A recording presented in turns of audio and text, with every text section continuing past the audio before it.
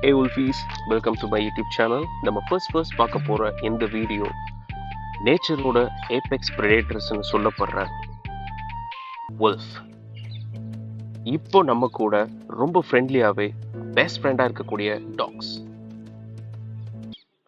ரொம்பவே அமைதியாகவும் வலிமையாகவும் அதே நேரத்தில் ரொம்ப மர்மமாகவும் இருக்கக்கூடிய இந்த பர்டிகுலர் கிரே wolf அப்படின்ற ஒன்று சுமார் 2 மில்லியன் இயர்ஸ்க்கு முன்னாடி கேனஸ் லெப்பபேகஸ் என்ற அழிஞ்சு போன இனத்திலிருந்து உருவானதான் இந்த கேனஸ் லூபஸ் என்ற கிரே wolves.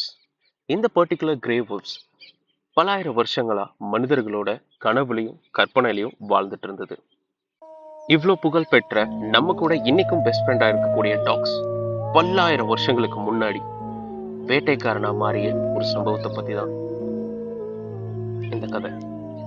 ஸோ பண்டைய காலங்கள்லேயே ஓவியங்கள் இந்த மாதிரி wolf வகையை சார்ந்ததை படமா வரைஞ்சி வச்சிருக்காங்க. அதுக்கான காரணம் என்ன? இந்த வகை கிரே wolfகள் 2 மில்லியன் இயர்ஸ்க்கு முன்னாடி வட அமெரிக்கால இருந்து ஏசியா இன்னும் மற்ற பல பகுதிகளுக்கு மைக்ரேட் ஆச்சு.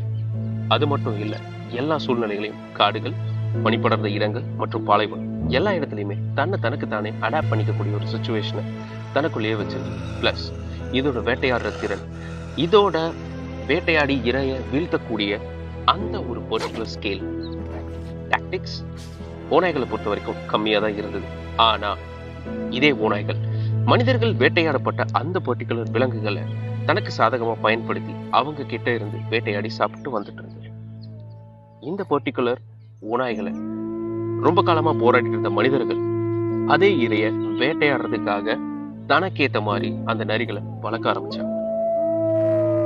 அதுவே மெல்ல மெல்ல மனிதர்களோட நட்பு முறையில அதுவே உருவாச்சு. மனிதன் வளர்க்கப்பட்ட முதல் மிருகம் இந்த கிரே wolf தான். ரொம்பவே ஆபத்துன்னு கருதப்பட்ட இந்த பர்டிகுலர் வகையை சார்ந்த கிரே wolf இனம் இன்னைக்கு நம்ம கூட இருக்க பெஸ்ட் ஃப்ரெண்டாக காரணம் என்ன?